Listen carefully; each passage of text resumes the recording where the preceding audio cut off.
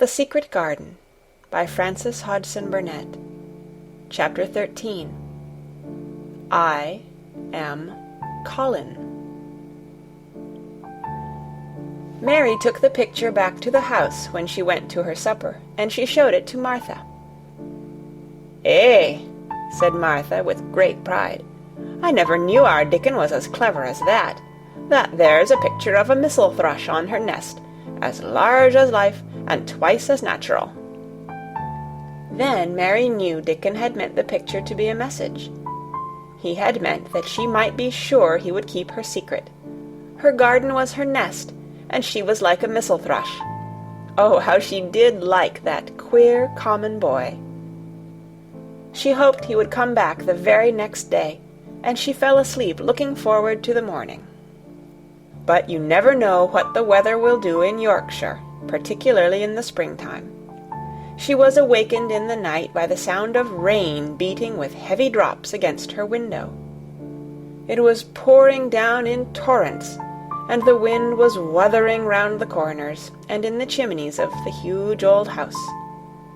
Mary sat up in bed and felt miserable and angry. "The rain is as contrary as I ever was," she said. "It came because it knew I did not want it." She threw herself back on her pillow and buried her face. She did not cry, but she lay and hated the sound of the heavily beating rain. She hated the wind and its wuthering. She could not go to sleep again.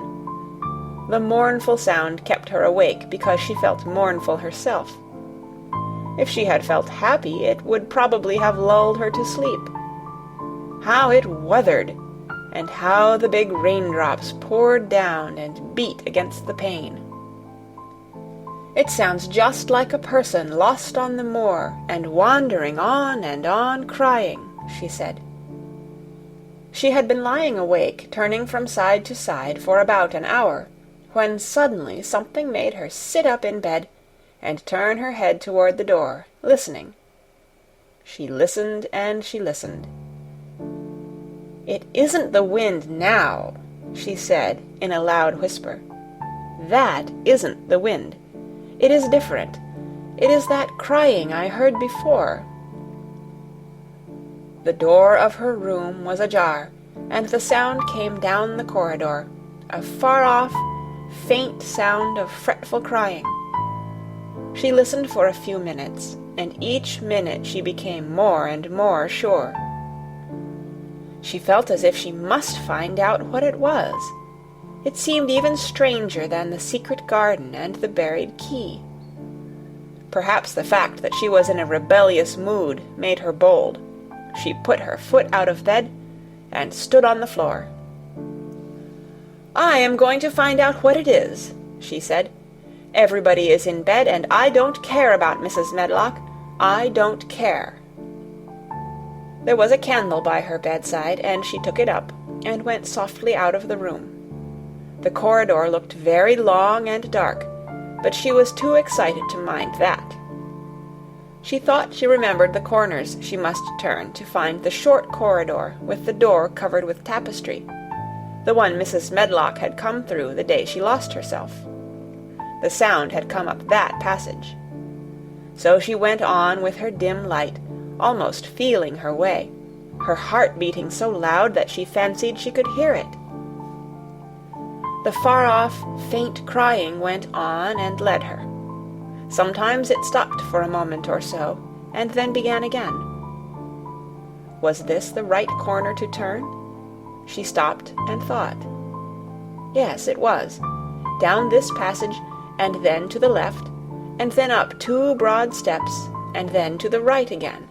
Yes, there was the tapestry door. She pushed it open very gently and closed it behind her, and she stood in the corridor and could hear the crying quite plainly, though it was not loud. It was on the other side of the wall at her left, and a few yards farther on there was a door. She could see a glimmer of light coming from beneath it. The someone was crying in that room, and it was quite a young someone. So she walked to the door and pushed it open, and there she was, standing in the room. It was a big room, with ancient, handsome furniture on it. There was a low fire glowing faintly on the hearth, and a night-light burning by the side of a carved four-posted bed hung with brocade, and on the bed was lying a boy, crying fretfully. Mary wondered if she was in a real place, or if she had fallen asleep again and was dreaming without knowing it. The boy had a sharp, delicate face the color of ivory, and he seemed to have eyes too big for it. He had also a lot of hair which tumbled over his forehead in heavy locks, and made his thin face seem smaller. He looked like a boy who had been ill, but he was crying more as if he were tired and cross than as if he were in pain. Mary stood near the door with her candle in her hand, holding her breath. Then she crept across the room, and as she drew nearer, the light attracted the boy's attention, and he turned his head on his pillow and stared at her, his gray eyes opening so wide that they seemed immense. "Who are you?" he said at last, in a half-frightened whisper. "Are you a ghost?" "No, I am not," Mary answered, her own whisper sounding half-frightened. "Are you one?" He stared and stared and stared. Mary could not help noticing what strange eyes he had. They were agate gray, and they looked too big for his face, because they had black lashes all round them. "No," he replied, after waiting a moment or so. "I am Colin." "Who is Colin?" she faltered. "I am Colin Craven. Who are you?" "I am Mary Lennox. Mr. Craven is my uncle." "He is my father," said the boy. "Your father?" gasped Mary. "No one ever told me he had a boy. Why didn't they?" "Come here," he said, still keeping his strange eyes fixed on her with an anxious expression. She came close to the bed, and he put out his hand and touched her. "You are real, aren't you?" he said. "I have such real dreams very often. You might be one of them." Mary had slipped on a woolen wrapper before she left her room, and she put a piece of it between his fingers. "Rub that, and see how thick and warm it is," she said. "I will pinch you a little if you like, to show you how real I am. For a minute I thought you might be a dream too." "Where did you come from?" he asked. "From my own room. The wind wuthered so I couldn't go to sleep, and I heard someone crying, and wanted to find out who it was. What were you crying for?" "Because I couldn't go to sleep either, and my head ached. Tell me your name again." "Mary Lennox. Did no one ever tell you I had come to live here?" He was still fingering the fold of her wrapper, but he began to look a little more as if he believed in her reality. "No," he answered. "They daren't." "Why?" asked Mary. "Because I should have been afraid you would see me. I won't let people see me and talk me over." "Why?" Mary asked again, feeling more mystified every moment. "Because I am like this always, ill and having to lie down. My father won't let people talk me over either. The servants are not allowed to speak about me. If I live, I may be a hunchback, but I shan't live. My father hates to think I may be like him." "Oh, what a queer house this is," Mary said. "What a queer house. Everything is a kind of secret. Rooms are locked up, and gardens are locked up, and have you been locked up?" "No, I stay in this room because I don't want to be moved out of it. It tires me too much." "Does your father come and see you?" Mary ventured. "Sometimes. Generally when I am asleep. He doesn't want to see me." "Why?" Mary could not help asking again. A sort of angry shadow passed over the boy's face. "My mother died when I was born, and it makes him wretched to look at me. He thinks I don't know, but I've heard people talking. He almost hates me." "He hates the garden because she died," said Mary, half speaking to herself. "What garden?" the boy asked. "Oh, just a garden she used to like," Mary stammered. "Have you been here always?" "Nearly always. Sometimes I have been taken to places at the seaside, but I won't stay because people stare at me. I used to wear an iron thing to keep my back straight, but a grand doctor came from London to see me and said it was stupid. He told them to take it off and keep me out in the fresh air. I hate fresh air, and I don't want to go out." "I didn't when first I came here," said Mary. "Why do you keep looking at me like that?" "Because of the dreams that are so real," he answered rather fretfully. "Sometimes, when I open my eyes, I don't believe I'm awake." "We're both awake," said Mary. She glanced round the room with its high ceiling and shadowy corners and dim firelight. "It looks quite like a dream, and it's the middle of the night, and everybody in the house is asleep. Everybody but us.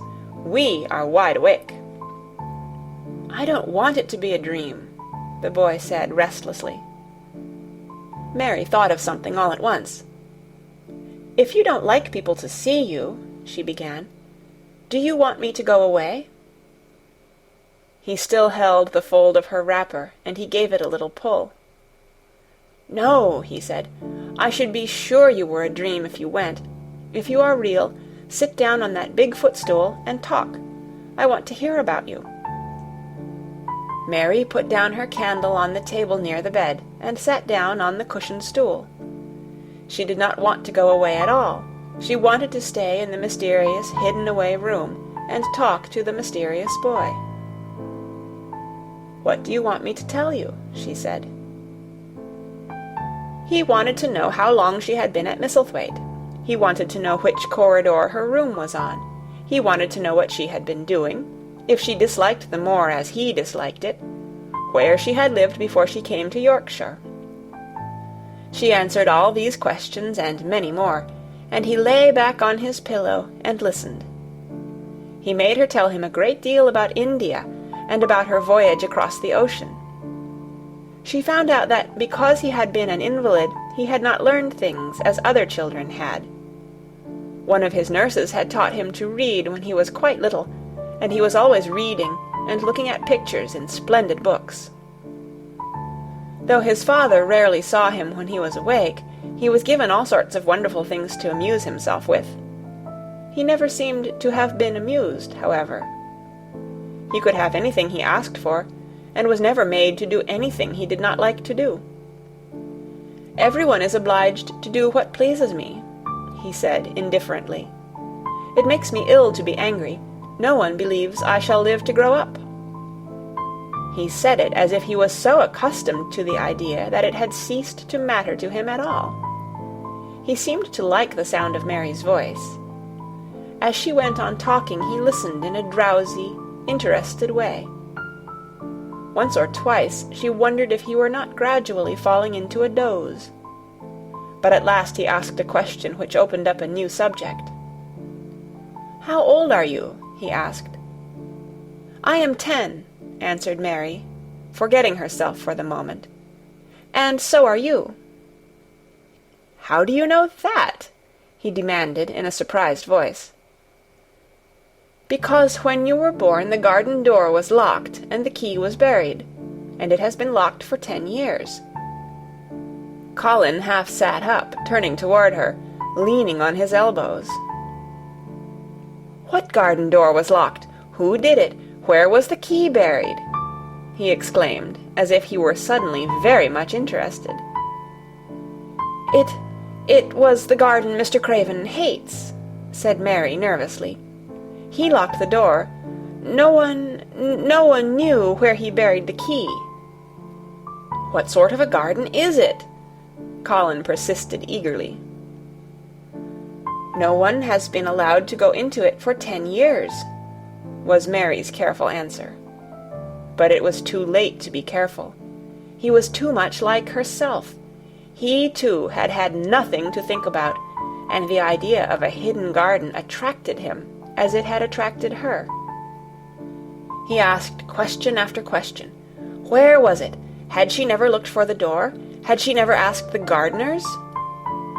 "They won't talk about it," said Mary. "I think they have been told not to answer questions." "I would make them," said Colin. "Could you?" Mary faltered, beginning to feel frightened. If he could make people answer questions, who knew what might happen? "Everyone is obliged to please me. I told you that," he said. "If I were to live, this place would sometime belong to me. They all know that. I would make them tell me." Mary had not known that she herself had been spoiled, but she could see quite plainly that this mysterious boy had been. He thought that the whole world belonged to him. How peculiar he was, and how coolly he spoke of not living. "Do you think you won't live?" she asked, partly because she was curious, and partly in hope of making him forget the garden. "I don't suppose I shall," he answered as indifferently as he had spoken before. "Ever since I remember anything, I have heard people say I shan't. At first they thought I was too little to understand, and now they think I don't hear, but I do. My doctor is my father's cousin. He's quite poor, and if I die, he will have all Misselthwaite when my father is dead. I should think he wouldn't want me to live." "Do you want to live?" inquired Mary. "No," he answered, in a cross, tired fashion. "But I don't want to die. When I feel ill, I lie here and think about it until I cry and cry." "I have heard you crying 3 times," Mary said, "but I did not know who it was. Were you crying about that?"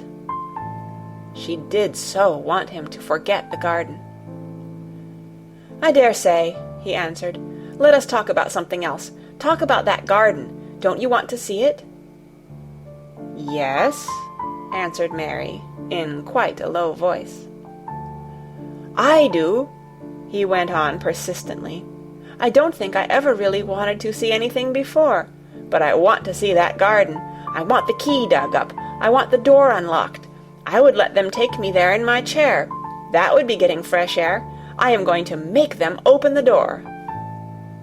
He had become quite excited, and his strange eyes began to shine like stars, and looked more immense than ever.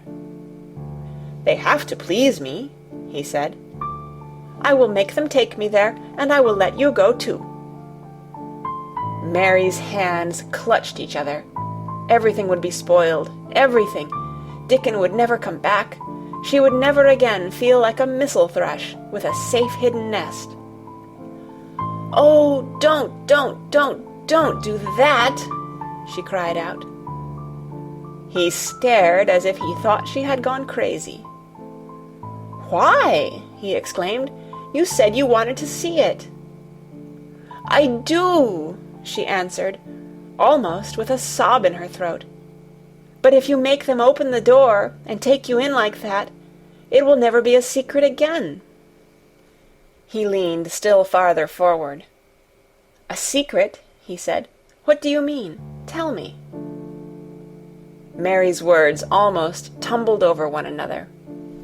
You see, she panted. "If no one knows but ourselves, if there was a door hidden somewhere under the ivy, if there was, and we could find it, and if we could slip through it together and shut it behind us, and no one knew anyone was inside, and we called it our garden, and pretended that we were mistle thrushes, and it was our nest, and if we played there almost every day, and dug and planted seeds, and made it all come alive—" "Is it dead?" he interrupted her. "It soon will be if no one cares for it," she went on. "The bulbs will live, but the roses—" He stopped her again, as excited as she was herself. "What are bulbs?" he put in quickly.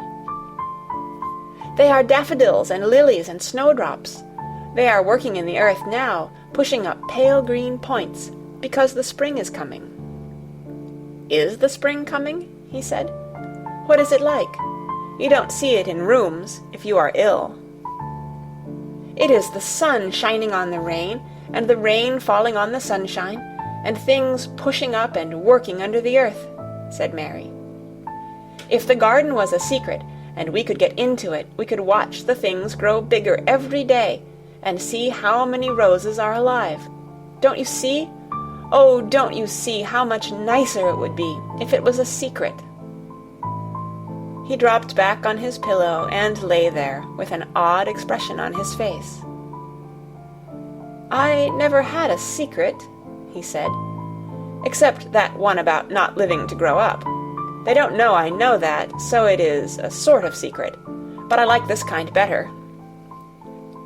"If you won't make them take you to the garden," pleaded Mary, "perhaps, I feel almost sure I can find out how to get in sometime, and then, if the doctor wants you to go out in your chair, and if you can always do what you want to do, perhaps we might find some boy who would push you, and we could go alone, and it would always be a secret garden." "I should like that," he said very slowly, his eyes looking dreamy. "I should like that. I should not mind fresh air in a secret garden." Mary began to recover her breath and feel safer, because the idea of keeping the secret seemed to please him. She felt almost sure that if she kept on talking, and could make him see the garden in his mind as she had seen it, he would like it so much that he could not bear to think that everybody might tramp into it when they chose. "I'll tell you what I think it would be like if we could go into it," she said. "It has been shut up so long, things have grown into a tangle, perhaps." He lay quite still and listened, while she went on talking about the roses which might have clambered from tree to tree and hung down, about the many birds which might have built their nests there because it was so safe. And then she told him about the robin and Ben Weatherstaff, and there was so much to tell about the robin, and it was so easy and safe to talk about it, that she ceased to be afraid. The robin pleased him so much that he smiled until he looked almost beautiful, and at first Mary had thought that he was even plainer than herself, with his big eyes and heavy locks of hair.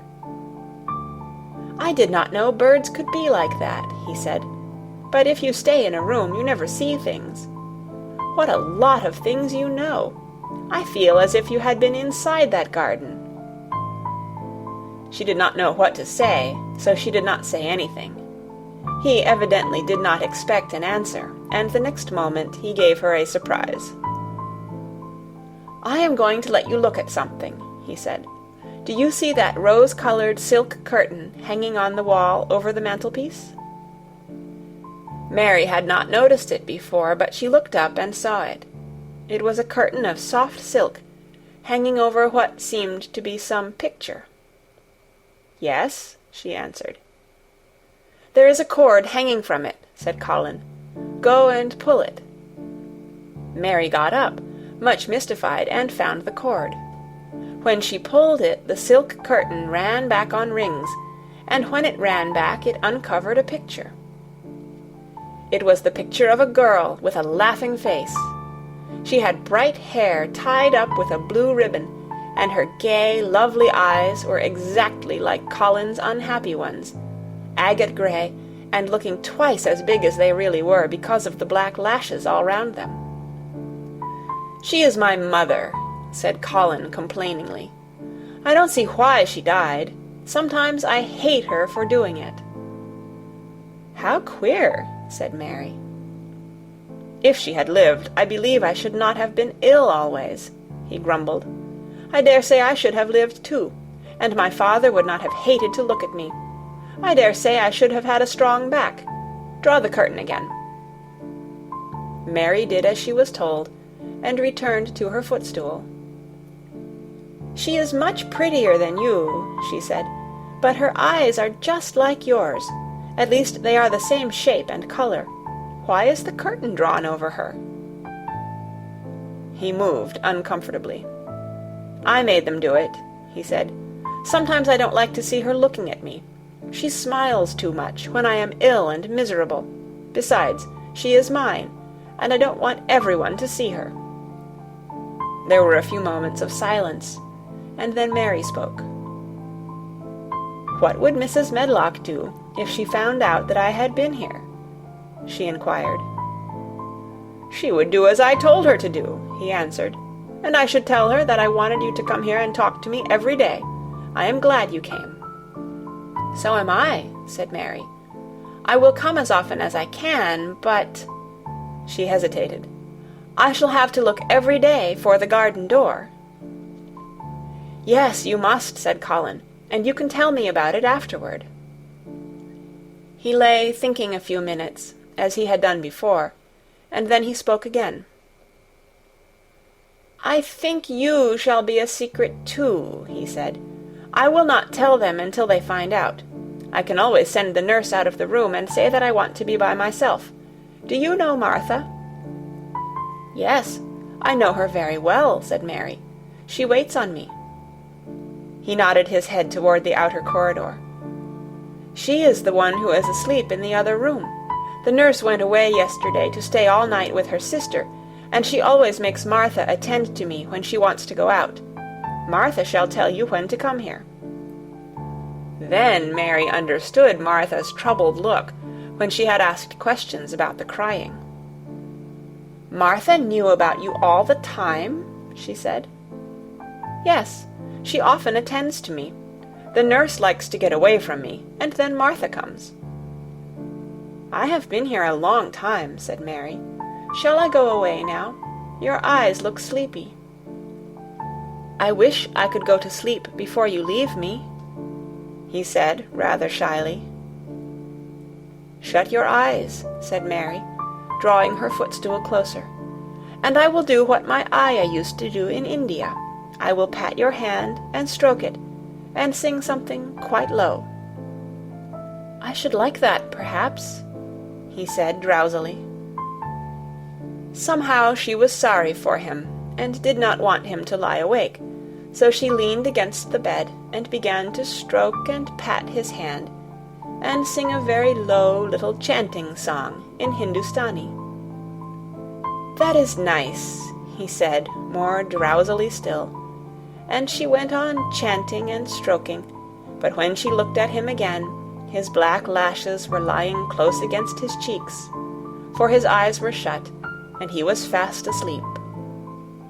So she got up softly, took her candle, and crept away without making a sound. The Secret Garden by Frances Hodgson Burnett. Chapter 14. A Young Rajah. The moor was hidden in mist when the morning came, and the rain had not stopped pouring down.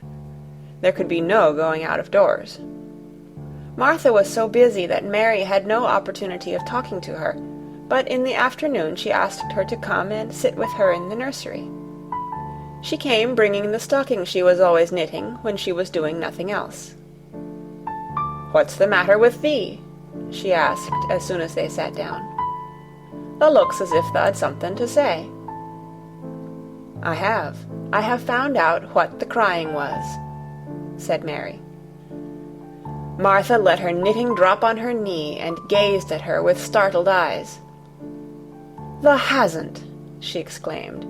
"Never!" "I heard it in the night," Mary went on, "and I got up and went to see where it came from. It was Colin. I found him." Martha's face became red with fright. "Eh, Miss Mary," she said, half crying. "Thou shouldn't have done it, thou shouldn't. Thou'll get me in trouble. I never told thee nothing about him, but thou'll get me in trouble. I shall lose my place, and what'll mother do?" "You won't lose your place," said Mary. "He was glad I came. We talked, and he said he was glad I came." "Was he?" cried Martha. "Art thou sure? but doesn't know what he's like when anything vexes him. He's a big lad to cry like a baby, but when he's in a passion he'll fair scream just to frighten us.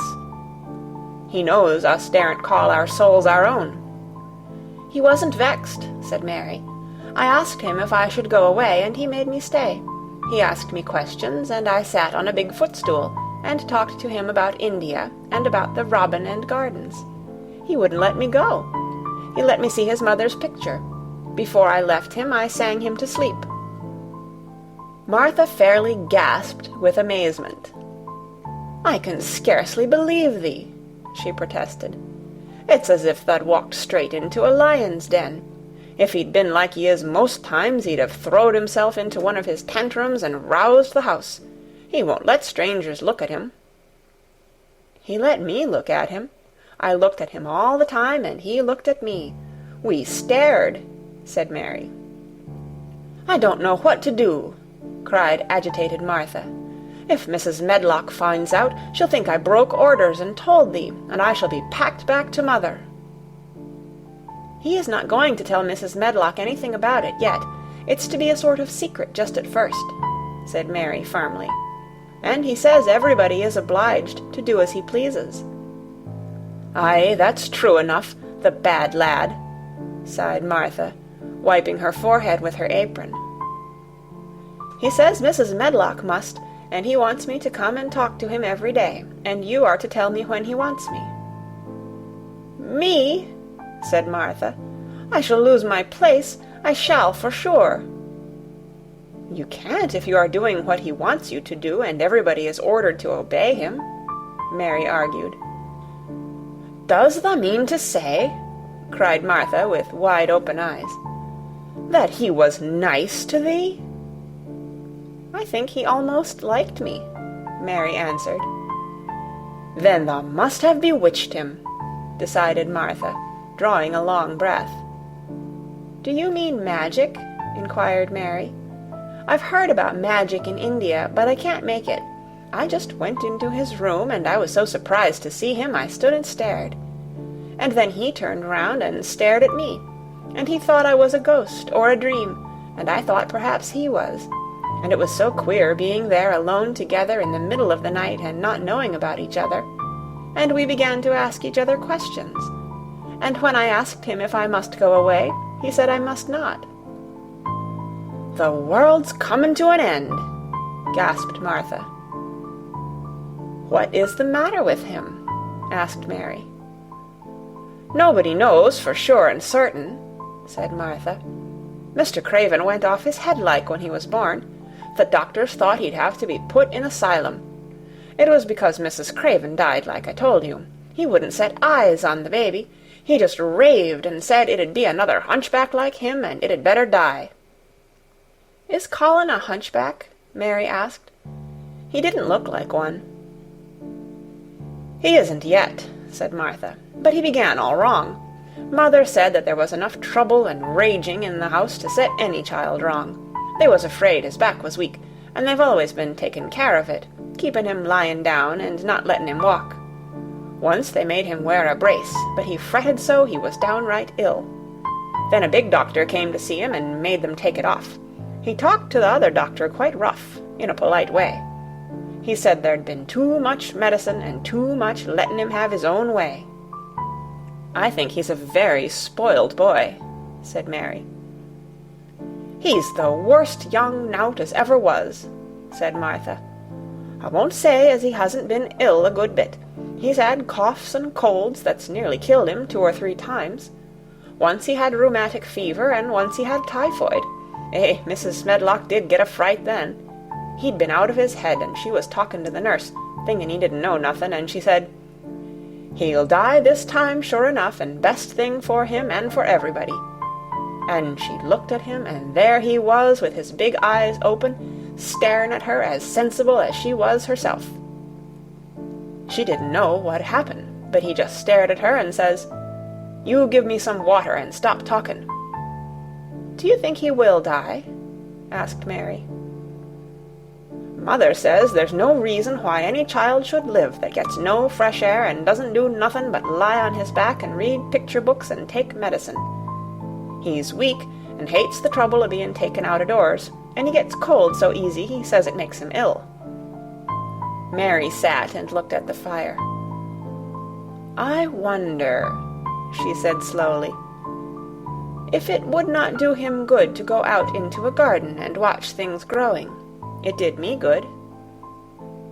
"One of the worst fits he ever had," said Martha, "was one time they took him out where the roses is by the fountain. He'd been readin' in a paper about people gettin' something he called rose cold, and he began to sneeze and said he'd got it, and then a new gardener as didn't know the rules passed by and looked at him curious.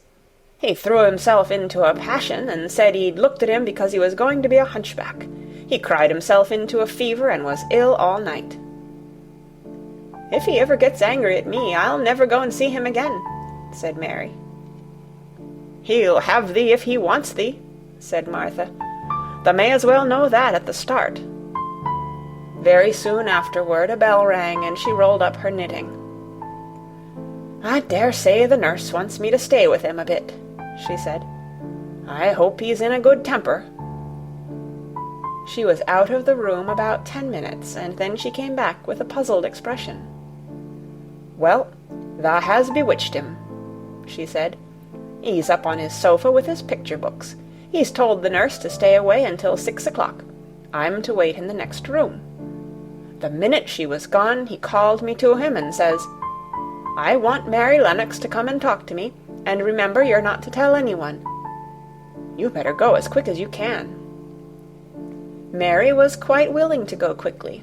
She did not want to see Colin as much as she wanted to see Dickon, but she wanted to see him very much. There was a bright fire on the hearth when she entered his room, and in the daylight she saw it was a very beautiful room indeed. There were rich colors in the rugs and hangings, and pictures and books on the walls which made it look glowing and comfortable, even in spite of the grey sky and falling rain. Colin looked rather like a picture himself. He was wrapped in a velvet dressing-gown, and sat against a big brocaded cushion. He had a red spot on each cheek. "Come in," he said. "I've been thinking about you all morning." "I've been thinking about you, too," answered Mary. "You don't know how frightened Martha is. She says Mrs. Medlock will think she told me about you, and then she will be sent away." He frowned. "Go and tell her to come here," he said. "She is in the next room." Mary went and brought her back. Poor Martha was shaking in her shoes. Colin was still frowning. "Have you to do what I please, or have you not?" he demanded. "I have to do what you please, sir," Martha faltered, turning quite red. "Has Medlock to do what I please?" "Everybody has, sir," said Martha. "Well, then, if I order you to bring Miss Mary to me, how can Medlock send you away if she finds it out?" "Please don't let her, sir," pleaded Martha. "I'll send her away if she dares to say a word about such a thing," said Master Craven grandly. "She wouldn't like that, I can tell you." "Thank you, sir," bobbing a curtsy. "I want to do my duty, sir." "What I want is your duty," said Colin more grandly still. "I'll take care of you. Now go away." When the door closed behind Martha, Colin found Mistress Mary gazing at him as if he had set her wondering. "Why do you look at me like that?" he asked her. "What are you thinking about?" "I am thinking about 2 things." "What are they? Sit down and tell me." "This is the first one," said Mary, seating herself on the big stool. "Once in India I saw a boy who was a Rajah. He had rubies and emeralds and diamonds stuck all over him. He spoke to his people just as you spoke to Martha. Everybody had to do everything he told them, in a minute. I think they would have been killed if they hadn't." "I shall make you tell me about Rajahs presently," he said. "But first tell me what the second thing was." "I was thinking," said Mary, "how different you are from Dickon." "Who is Dickon?" he said. "What a queer name." She might as well tell him, she thought. She could talk about Dickon without mentioning the secret garden. She had liked to hear Martha talk about him.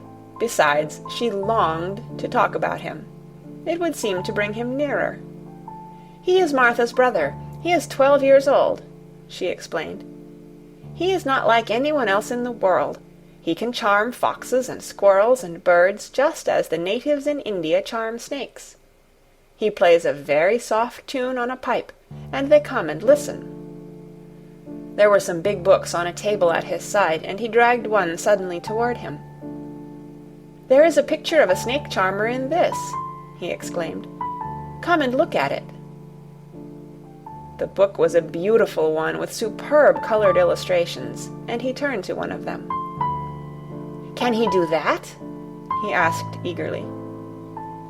"He played on his pipe, and they listened," Mary explained.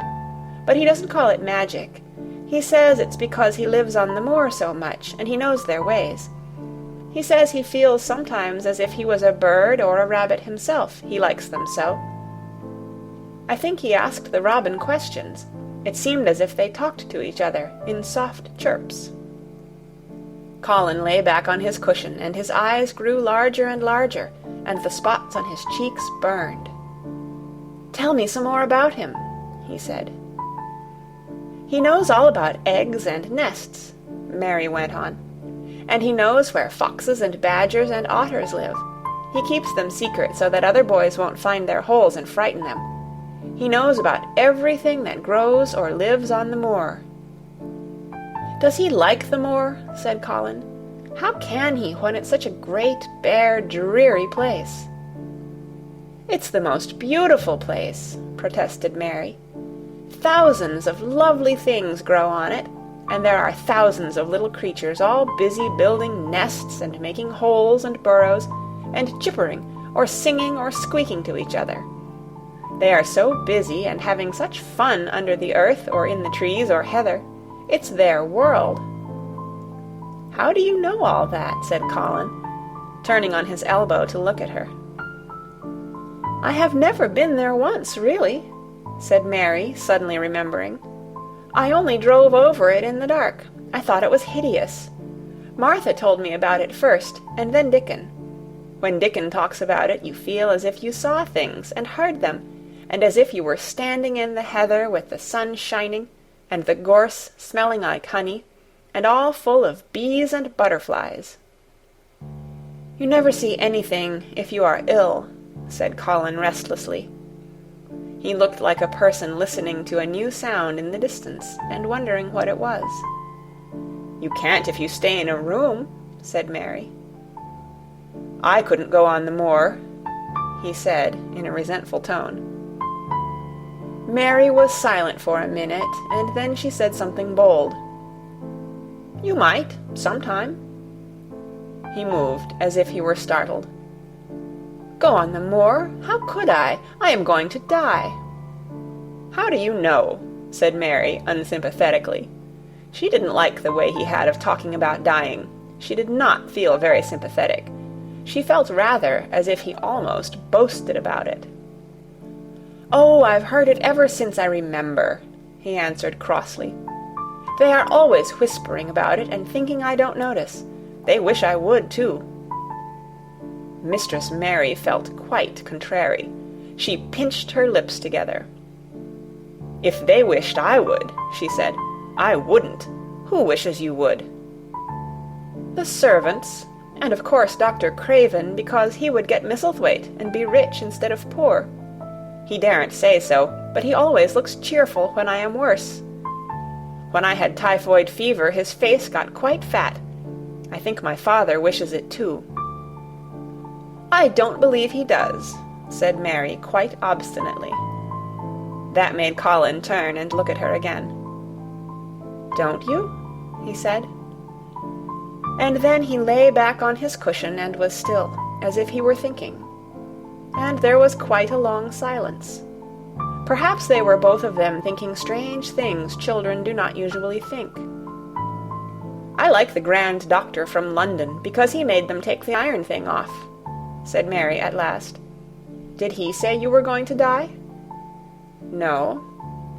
"What did he say?" "He didn't whisper," Colin answered.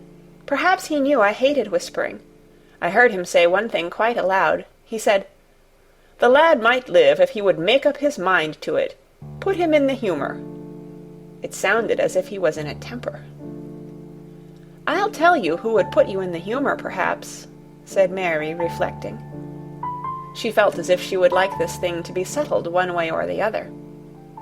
"I believe Dickon would. He's always talking about live things. He never talks about dead things or things that are ill. He's always looking up in the sky to watch birds flying, or looking down at the earth to see something growing.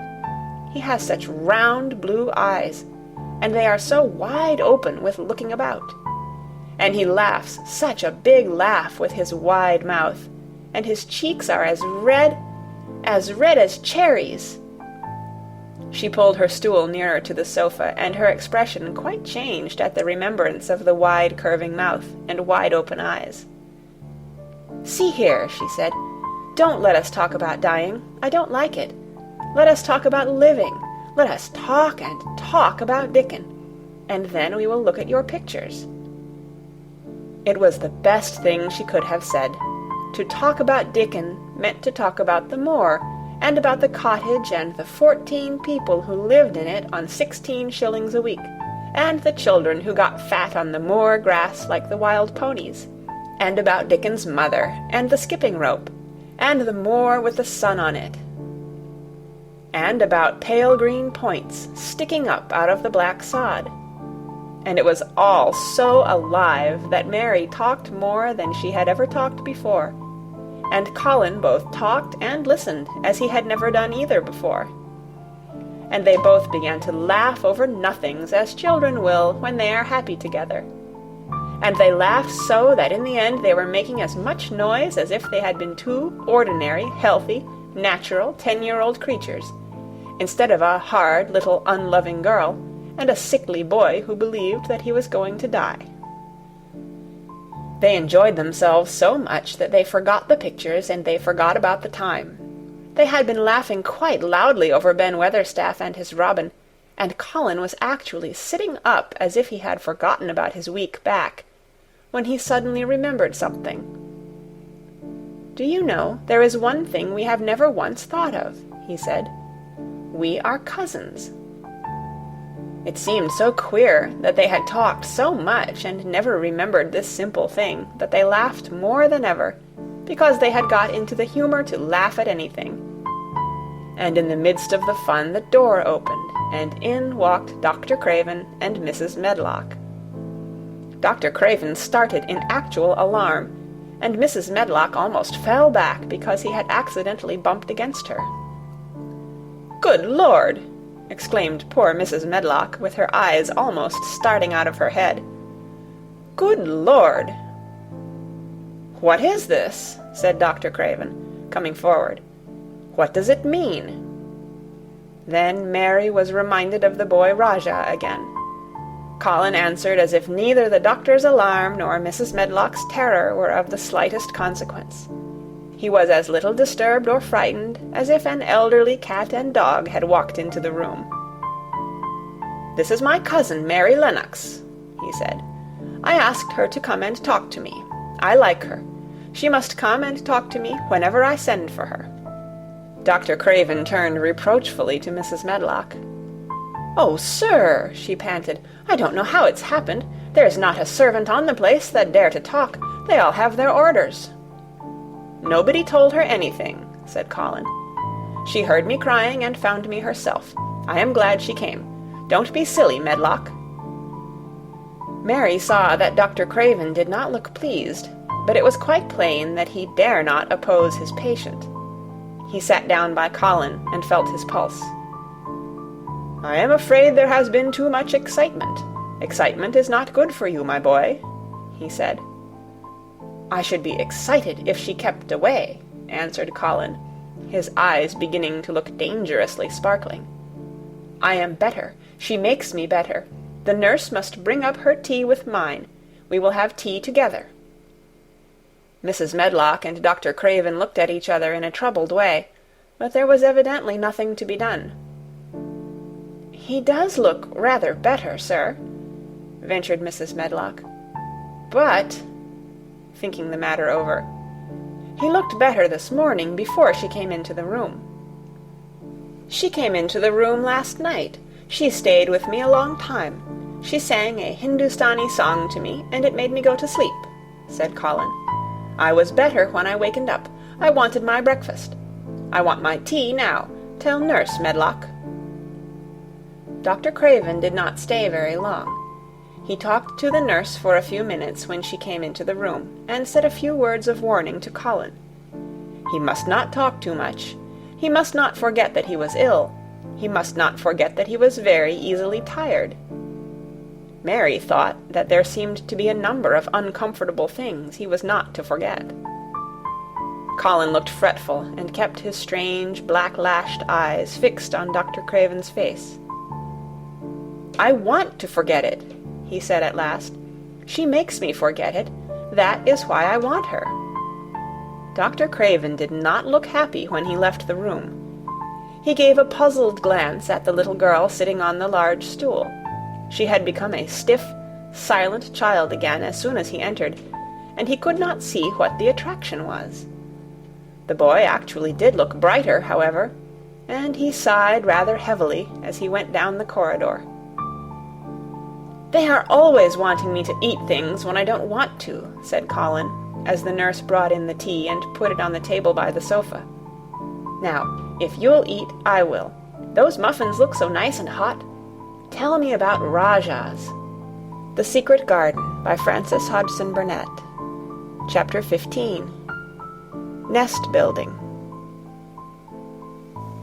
After another week of rain, the high arch of blue sky appeared again, and the sun which poured down was quite hot.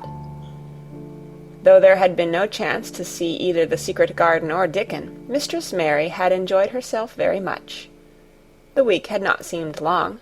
She had spent hours of every day with Colin in his room, talking about Rajahs, or gardens, or Dickon and the cottage on the moor. They had looked at the splendid books and pictures, and sometimes Mary had read things to Colin, and sometimes he had read a little to her. When he was amused and interested, she thought he scarcely looked like an invalid at all, except that his face was so colourless, and he was always on the sofa. "You are a sly young one to listen and get out of your bed to go following things up like you did that night," Mrs. Medlock said once. "But there's no saying it's not been a sort of blessing to the lot of us. He's not had a tantrum or a whining fit since you made friends. The nurse was just going to give up the case because she was so sick of him, but she says she doesn't mind staying now you've gone on duty with her," laughing a little. In her talks with Colin, Mary had tried to be very cautious about the secret garden. There were certain things she wanted to find out from him, but she felt that she must find them out without asking him direct questions. In the first place, as she began to like to be with him, she wanted to discover whether he was the kind of boy you could tell a secret to. He was not in the least like Dickon, but he was evidently so pleased with the idea of a garden no one knew anything about that she thought perhaps he could be trusted.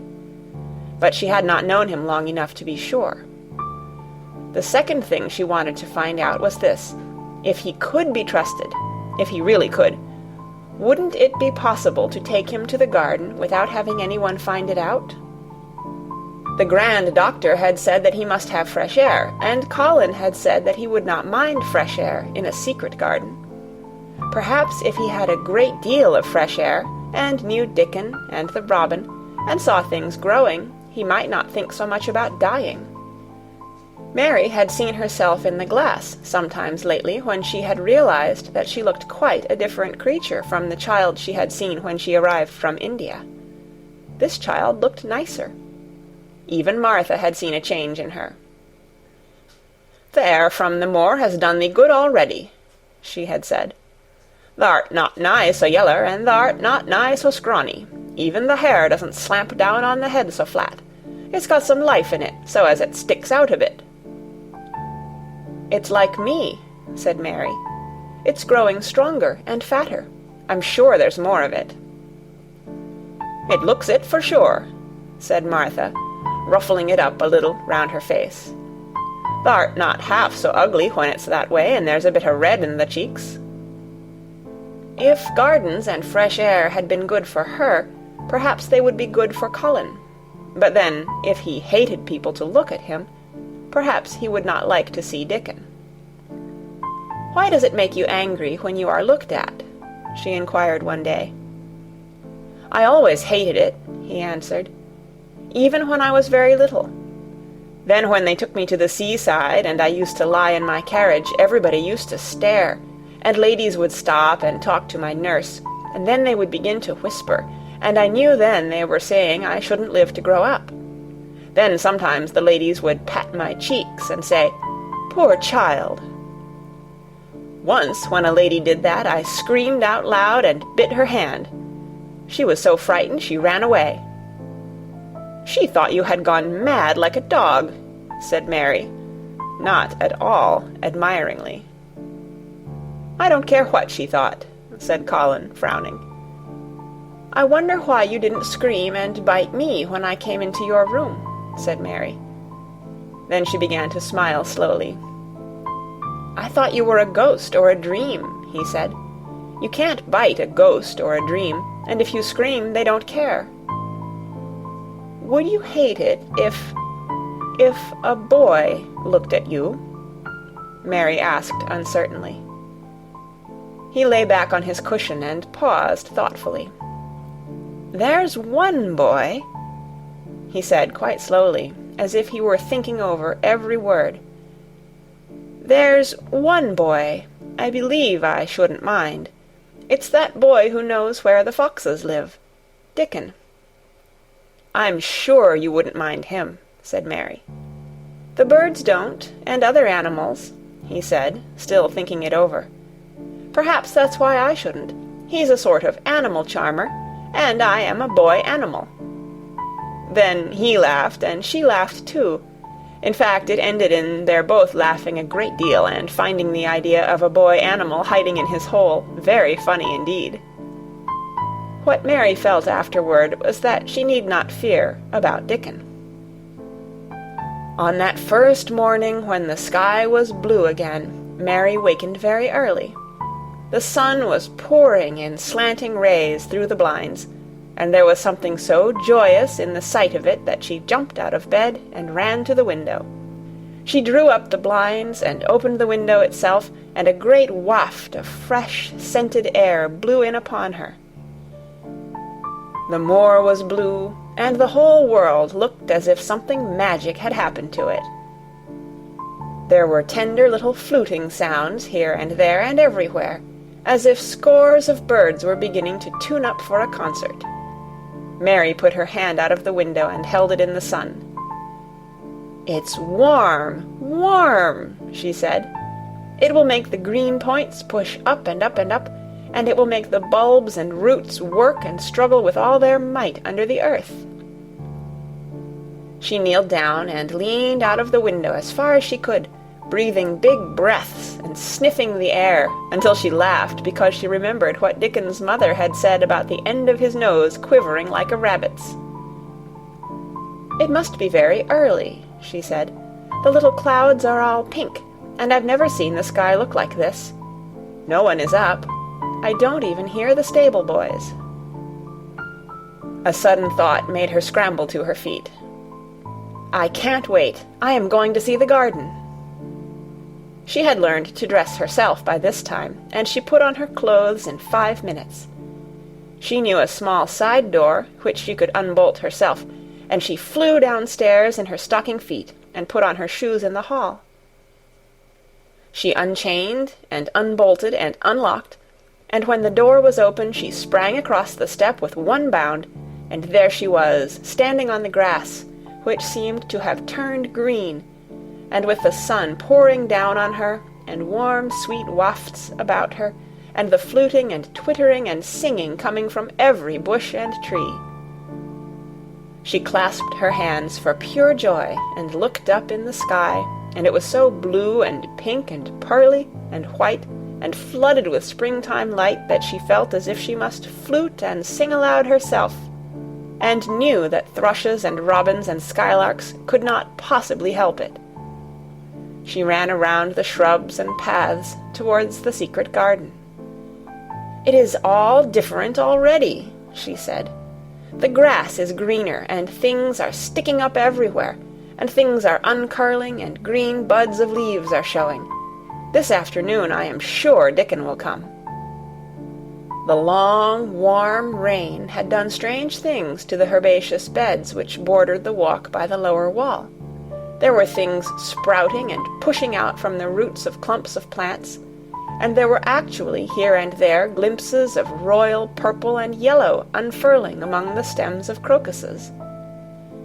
6 months before, Mistress Mary would not have seen how the world was waking up, but now she missed nothing. When she had reached the place where the door hid itself under the ivy, she was startled by a curious loud sound. It was the caw-caw of a crow, and it came from the top of the wall, and when she looked up, there sat a big, glossy-plumaged, blue-black bird, looking down at her very wisely indeed. She had never seen a crow so close before, and he made her a little nervous, but the next moment he spread his wings and flapped away across the garden. She hoped he was not going to stay inside, and she pushed the door open, wondering if he would. When she got fairly into the garden, she saw that he probably did intend to stay, because he had alighted on a dwarf apple-tree, and under the apple-tree was lying a little reddish animal with a bushy tail, and both of them were watching the stooping body and rust-red head of Dickon, who was kneeling on the grass, working hard. Mary flew across the grass to him. "Oh, Dickon, Dickon!" she cried out. "How could you get here so early? How could you? The sun has only just got up." He got up himself, laughing and glowing and tousled, his eyes like a bit of the sky. "Eh," he said, "I was up long before him. How could I have stayed abed? The world's all fair begun again this morning, it has, and it's workin' and hummin' and scratchin' and pipin' and nest-buildin' and breathin' out scents, till you've got to be out on it, 'stead o' lyin' on your back. When the sun did jump up, the moor went mad for joy, and I was in the midst of the heather, and I run like mad myself, shoutin' and singin'. And I come straight here. I couldn't have stayed away. Why, the garden was lyin' here waitin'." Mary put her hands on her chest, panting, as if she had been running herself. "Oh, Dickon, Dickon," she said, "I'm so happy I can scarcely breathe."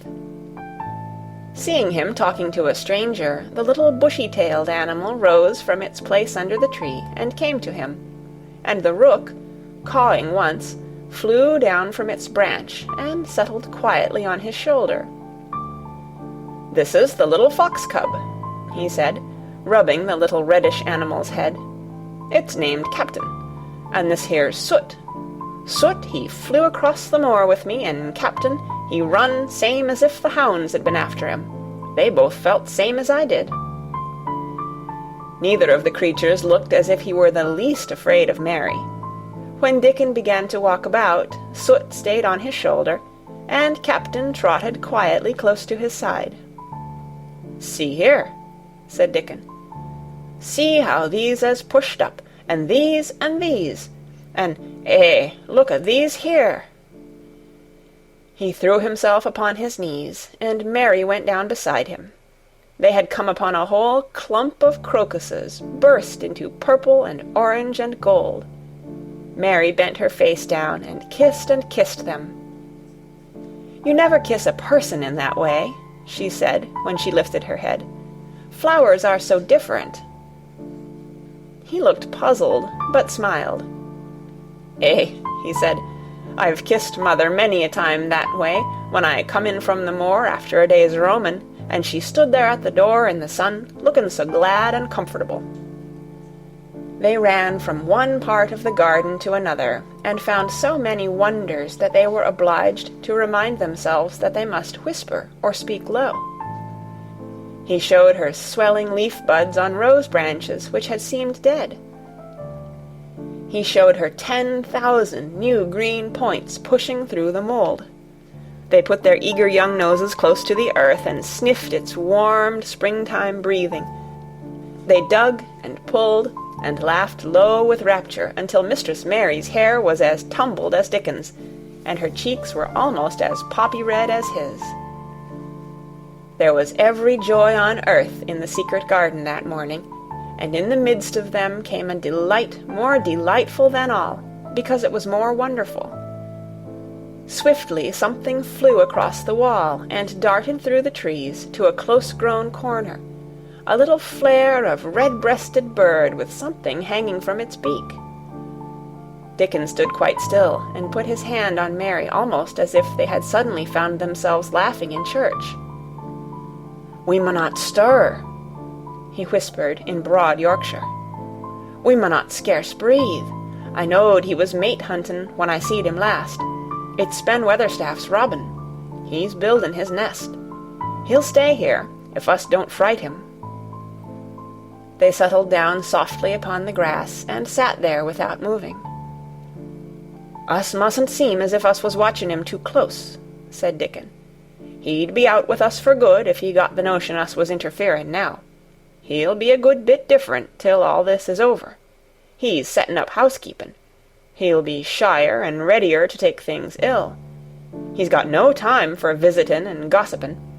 Us must keep still a bit, and try to look as if us was grass and trees and bushes. Then when he's got used to seein' us, I'll chirp a bit, and he'll know us'll not be in his way." Mistress Mary was not at all sure that she knew, as Dickon seemed to, how to try to look like grass and trees and bushes. But he had said the queer thing as if it were the simplest and most natural thing in the world, and she felt it must be quite easy to him, and indeed she watched him for a few minutes carefully, wondering if it was possible for him to quietly turn green and put out branches and leaves. But he only sat wonderfully still, and when he spoke dropped his voice to such a softness that it was curious that she could hear him, but she could. "It's part o' the springtime, this nest-buildin' is," he said. "I warrant it's been goin' on in the same way every year since the world was begun. They've got their way o' thinkin' and doin' things, and a body had better not meddle. You can lose a friend in springtime easier than any other season, if you're too curious." "If we talk about him, I can't help looking at him," Mary said as softly as possible. "We must talk of something else. There is something I want to tell you." "He'll like it better if us talks o' something else," said Dickon. "What is it thou's got to tell me?" "Well, do you know about Colin?" she whispered. He turned his head to look at her. "What does thou know about him?" he asked. "I've seen him. I have been to talk to him every day this week. He wants me to come. He says I'm making him forget about being ill and dying," answered Mary. Dickon looked actually relieved as soon as the surprise died away from his round face. "I am glad o' that," he exclaimed. "I'm right down glad. It makes me easier. I knowed I must say nothing about him, and I don't like having to hide things." "Don't you like hiding the garden?" said Mary. "I'll never tell about it," he answered. "But I says to Mother, 'Mother,' I says, 'I got a secret to keep. It's not a bad un, thou knows that. It's no worse than hiding where a bird's nest is. Thou doesn't mind it, does thou?'" Mary always wanted to hear about Mother. "What did she say?" she asked, not at all afraid to hear. Dickon grinned sweet-temperedly. "It was just like her, what she said," he answered. "She give my head a bit of a rub and laughed, and she says, 'Eh, lad, thou can have all the secrets thou likes. I've knowed thee 12 year.'" "How did you know about Colin?" asked Mary. "Everybody as knowed about Mester Craven knowed there was a little lad as was like to be a cripple, and they knowed Mester Craven didn't like him to be talked about. Folks is sorry for Mester Craven because Mrs. Craven was such a pretty young lady, and they was so fond of each other. Mrs. Medlock stops in our cottage whenever she goes to Thwaite, and she doesn't mind talking to mother before us children, because she knows us has been brought up to be trusty. How did thou find out about him? Martha was in a fine trouble the last time she came home. She said tha'd heard him frettin', and thou was asking questions, and she didn't know what to say. Mary told him her story about the midnight wuthering of the wind which had wakened her, and about the faint far-off sounds of the complaining voice which had led her down the dark corridors with her candle, and had ended with her opening of the door of the dimly lighted room with the carven four-posted bed in the corner. When she described the small ivory-white face and the strange black-rimmed eyes, Dickon shook his head. "Them's just like his mother's eyes, only hers was always laughin', they say," he said. "They say as Mr. Craven can't bear to see him when he's awake, and it's because his eyes is so like his mother's, and yet looks so different in his miserable bit of a face." "Do you think he wants to die?" whispered Mary. "No, but he wishes he'd never been born. Mother, she says that's the worst thing on earth for a child. Them as is not wanted scarce ever thrives. Mr. Craven, he'd buy anything as money could buy for the poor lad, but he'd like to forget as he's on earth. For one thing, he's afraid he'll look at him some day and find he's growed hunchback." "Colin's so afraid of it himself that he won't sit up," said Mary. "He says he's always thinking that if he should feel a lump coming, he should go crazy and scream himself to death." He oughtn't to lie there thinking things like that," said Dickon. "No lad could get well as thought them sort of things."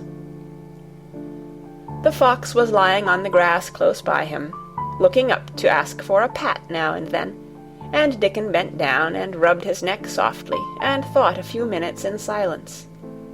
Presently he lifted his head and looked round the garden. "When first we got in here," he said, "it seemed like everything was grey. Look round now, and tell me if thou doesn't see a difference." Mary looked, and caught her breath a little. "Why," she cried, "the grey wall is changing. It is as if a green mist were creeping over it. It's almost like a green gauze veil." "Aye," said Dickon, "and it'll be greener and greener till the grey's all gone. Can thou guess what I was thinking?" "I know it was something nice," said Mary eagerly. "I believe it was something about Colin." "I was thinking that if he was out here, he wouldn't be watching for lumps to grow on his back. He'd be watching for buds to break on the rose bushes, and he'd likely be healthier," explained Dickon. "I was wondering if us could ever get him in the humour to come out here and lie under the trees in his carriage." "I've been wondering that myself. I've thought of it almost every time I've talked to him," said Mary. "I've wondered if he could keep a secret, and I've wondered if we could bring him here without anyone seeing us. I thought perhaps you could push his carriage. The doctor said he must have fresh air, and if he wants us to take him out, no one dare disobey him. He won't go out for other people, and perhaps they will be glad if he will go out with us. He could order the gardeners to keep away so they wouldn't find out." Dickon was thinking very hard as he scratched Captain's back. "It'd be good for him, I'll warrant," he said. "Us'd not be thinking he'd better never been born. Us'd be just two children watching a garden grow, and he'd be another. Two lads and a little lass just looking on at the springtime. I warrant it'd be better than doctor's stuff." "He's been lying in his room so long, and he's always been so afraid of his back, that it has made him queer," said Mary. "He knows a good many things out of books, but he doesn't know anything else. He says he has been too ill to notice things, and he hates going out of doors, and hates gardens and gardeners. But he likes to hear about this garden because it is a secret. I daren't tell him much, but he said he wanted to see it." "Us'll have him out here some time for sure," said Dickon. "I could push his carriage well enough. Has thou noticed how the robin and his mate has been working while we've been sitting here? Look at him perched on that branch, wondering where it'd be best to put that twig he's got in his beak." He made one of his low whistling calls, and the robin turned his head and looked at him inquiringly, still holding his twig. Dickon spoke to him as Ben Weatherstaff did, but Dickon's tone was one of friendly advice. "Wheresoever thou puts it," he said, "it'll be all right. Thou knew how to build the nest before thou came out of the egg. Get on with thee, lad. Thou'st got no time to lose." "Oh, I do like to hear you talk to him," Mary said, laughing delightedly. Ben Weatherstaff scolds him and makes fun of him, and he hops about and looks as if he understood every word, and I know he likes it.